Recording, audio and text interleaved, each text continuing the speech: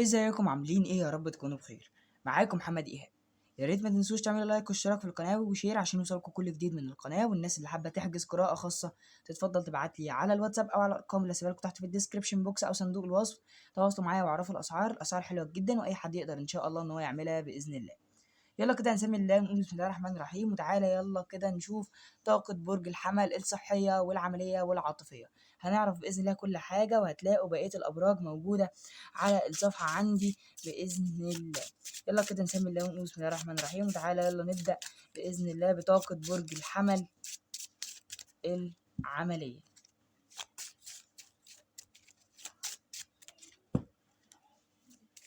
لو طبعا حابب إنك تشوف بقية الأبراج هتلاقيها موجودة بإذن الله على الصفحة عندي بإذن الله. طاقة برج الحمل المالية أو على الصعيد المالي والعمل. اللي ظاهر معايا هنا في طاقة برج الحمل عنده أمنيات كتيرة برج الحمل في العمل شوية أو في الشغل، بس هو ممكن يكون متأيد أو في حد مأيده، أو هو دلوقتي مثلا في حاجة معلقاه أو في حاجة معرقلة الموضوع عند برج الحمل، ولكن عنده على فكرة أمنيات كتيرة جدا على صعيد الشغل أو على صعيد العمل، ولكن زي ما قلت لك ممكن يكون في حاجة معطلة هنا برج الحمل أو مكتفاه. ممكن يكون حاجات سلبية، مثلا ممكن يكون لأن ظاهر معاه طاقة رقم 88، فممكن يكون الحاجة ديت يا برج الحمل بتخص النفسية، أو ممكن تكون بيتك مثلا أو الأسرة بتاعتك ممكن تكون مؤثرة على وضعك العملي أو على الوضع الفلوس أو الشغل بتاعك. فالبيت أو ممكن يكون الأسرة مؤثرة يا برج الحمل على الصعيد العملي عندك.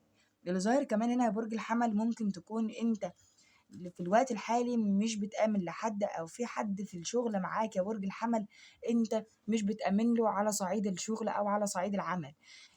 اللي ظاهر هنا قدامي لأني مثلا ممكن يكون أنت تعرضت لخيانة، تعرضت لغدر، في حد مثلا نقل عليك كلام غلط، أو أنت شاكك يا برج الحمل إن في حد عندك في الشغل بينقل عليك كلام غلط أو بيطلع عليك كلام مش فيك، أو بيقول أو بيحاول إن هو يوقعك يا برج الحمل.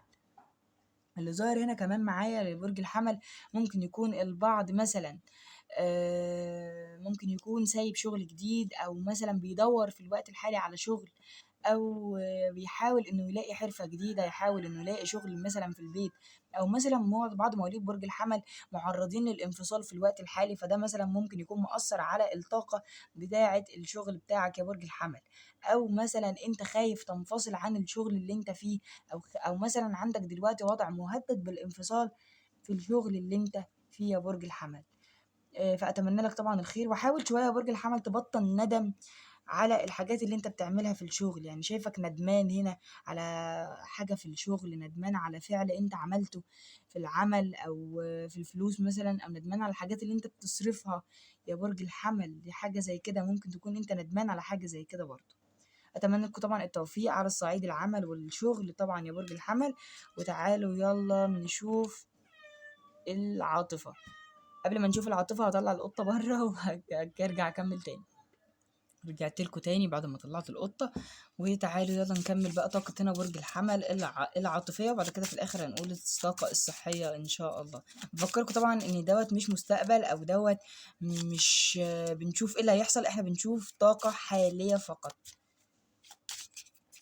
والناس طبعا اللي حابة تحجز القراءات الخاصة هتلاقي زي ما انتم عارفين الأرقام موجودة في صندوق الوصف. تواصلوا معايا على الواتساب عشان تعرفوا كل التفاصيل بإذن الله. زي ما انتم عارفين القراءات بأسعار حلوة جدا، وأي حد يقدر إن شاء الله إن هو يعملها. يلا كده بقى تعالوا نشوف الطاقة العاطفية عند برج الحمل عاملة ازاي.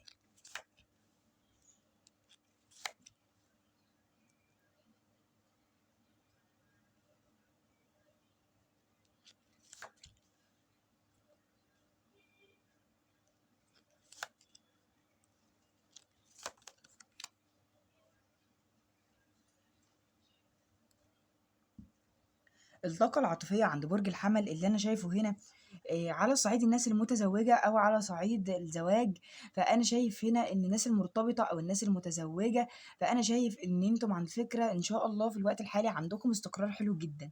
شايف كمان هنا إن أنتم بتحاولوا إنكم زي تلمّوا شمل البيت تاني، أو حتى الناس المنفصلة، يعني أنا هنا اللي أنا باشوفهم هنا بيحاولوا يلمّوا شمل جديد، البيت بتاعهم، يحاولوا يقرّبوا من أسرتهم، حتى الناس اللي مش مرتبطة، يحاولوا إن هُم يقرّبوا من أسرتهم، يتجمّعوا في تجمُّعات، يشوفوا ناس مثلًا اللي هُم مقصّرين معاهم، يحاولوا إن هُم يوِدّوا قرايبهم ويتكلّموا معاهم ويقرّبوا منّهم. شايف كمان هنا الناس بتوع برج الحَمَل بيحاولوا شوية إن هُم زي يلاقوا حَل لوضع عندهم متعلّق، في وضع عند برج الحَمَل هنا متعلّق، أو وضع برج الحَمَل نَفْسه مش عارف ياخُد فيه قرار في الوقت الحالي.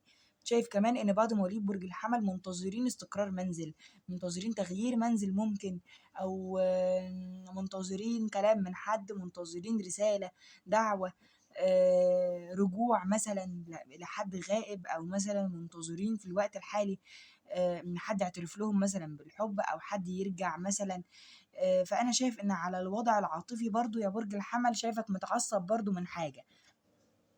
ممكن تكون تصرفات الشخص اللي معاك يا برج الحمل بتضايقك أو بتستفزك، فأنت مثلًا بتتعصب، أو أنت كطبيعتك النارية يا برج الحمل بتتعصب شوية مثلًا من الأشخاص، أو من الشريك اللي معاك، أو مثلًا الأشخاص اللي تخُص العيلة، لإن إحنا بنتكلم هنا على عاطفة، مش شرط الحب والزواج وكل الكلام دوّة، إحنا ممكن بنتكلم على العيلة كمان للناس اللي مش مرتبطة أصلًا.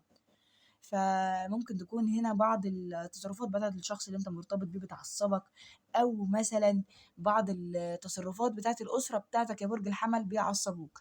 فأنا شايفك هنا إنك بتحاول شوية إنك تهدى، بتحاول إنك توازن في الطاقة بتاعتك، منتظر كمان عودة حد، منتظر رسالة من حد، أنت منتظر حاجة يا برج الحمل، ومنتظر الحاجة ديّة.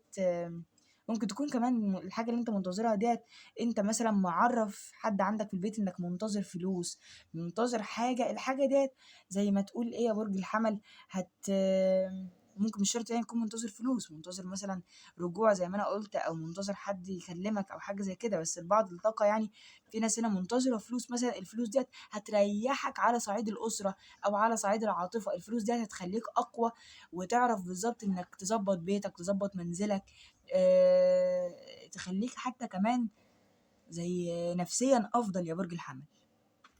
فأتمنى لكم طبعًا التوفيق على الصعيد العاطفي. تعالَ يالّا نشوف آخر حاجة الصعيد الصحي عامل إزاي عند برج الحمل.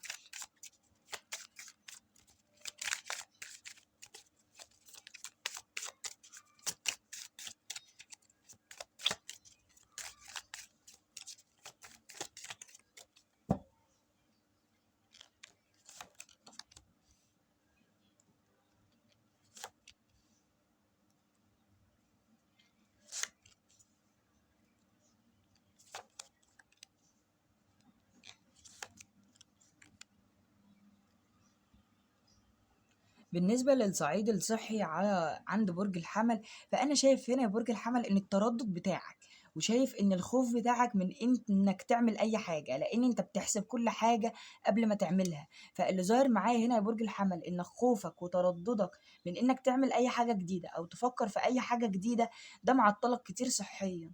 يعني إيه مثلا؟ يعني لو أنت مثلا بتشتكي من أي عرض أو بتشتكي من أي حاجة معينة تخص صحتك، فأنا شايفك إنك بتأجل الحاجة ديت، أو مش بتقول، أو بتخاف مثلًا إن الناس تستضعفك، أو تقول مثلًا إنك على أقل حاجة بتشتكي، أو على أكتر حاجة أو على أتفه حاجة، يعني زي ما إحنا بنقول ب بتشتكي وتقعد تتكلم وتقول أنا عندي وعندي وعندي. لأ، أنا شايف إن خوفك وترددك دوّة وإنك تكتم في نفسك ده غلط كبير، ده يعني ده بيعرّضك لتعب أكتر، بيخلّيك مرهق جسديًا ونفسيًا، وغير كده كمان إنك مش بتشتكي إنك تعبان وإنك تعبت وكل دوّة، فده بيأثّر عليك صحيًا، أو إنّك بتخاف إنّك تقول لأ، أو بتخاف إنّك تقول مثلًا أنا مش في الوقت الحالي مش قادر أو تعبان أو حاجة زي كده، ده بيعرّضك لإجهاد، ده بيعرّضك لتوتُّر كمان في حياتك يا برج الحَمَل. أمّا تقعد مع نَفْسك كده، أنت حتى دلوقتي ظاهر معايا الace of wands، أنت ما عندكش وقت يا برج الحَمَل إنّك تقعد مع نَفْسك. يعني إنك تقعد كده مع نفسك وتقعد تعيد حساباتك وتشوف أنا لا إيه اللي في حياتي ما عملتوش، وإيه اللي لازم أعمله، ولازم أخرج وأطلع من الطاقة ديّة. فأنت فعلًا يا برج الحمل ما عندكش وقت إنك تقعد مع نفسك، تتفسح وتخرج وتشوف الدنيا وتشوف بالضبط إيه اللي ناقصك وتعمله وكده. لأ، أنا شايفك إنك دايمًا يعني ال10 نقود هنا، أو الten of pentacle، أنت طاحن نفسك في الشغل، شايف نفسك دايمًا إنك أمّا يكون معاك فلوس فأنت هتبقى مستقر نفسيًا وكده. لأ يا برج الحمل، أنا اللي ظاهر قدّامي هنا إنك لازم تهتم بنفسك شوية، لازم ترجع تشوف حياتك من أول وجديد وتعيد حساباتك. الشغل طبعًا كل حاجة زي ليها وقتها، الشغل ليه وقته والعاطفة ليها وقتها وصحتك برضه ونفسك ليهم وقت عليك وليهم حق. فأتمنى لك طبعًا التوفيق يا برج الحمل، حاول شوية إنك تخرّج نفسك من طاقة الشغل أو من الضغط بتاع الشغل دوّة شوية، وحاول إنك تراقب صحتك يا برج الحمل بشكل كويس، لإن اللي ظاهر معايا هنا إنك شوية مهمل في صحتك يا برج الحمل. فأتمنى لك طبعًا الخير وكل التوفيق، ما تنساش الاشتراك في القناة لو أنت حابب بقية الفيديو بإذن الله، وطبعًا ما تنساش تشوف فيديوهات تانية لينا كتيرة للشخص اللي في بالك يا برج الحمل. واشوفكم ان شاء الله على خير فيديوهات تانية كتير. كان معاكم محمد ايهاب. لو حابين طبعا تشوفوا بقية الابراج هتلاقوها موجودة على الصفحة عندي. اشوفكم ان شاء الله على خير فيديوهات تانية كتير. باي باي.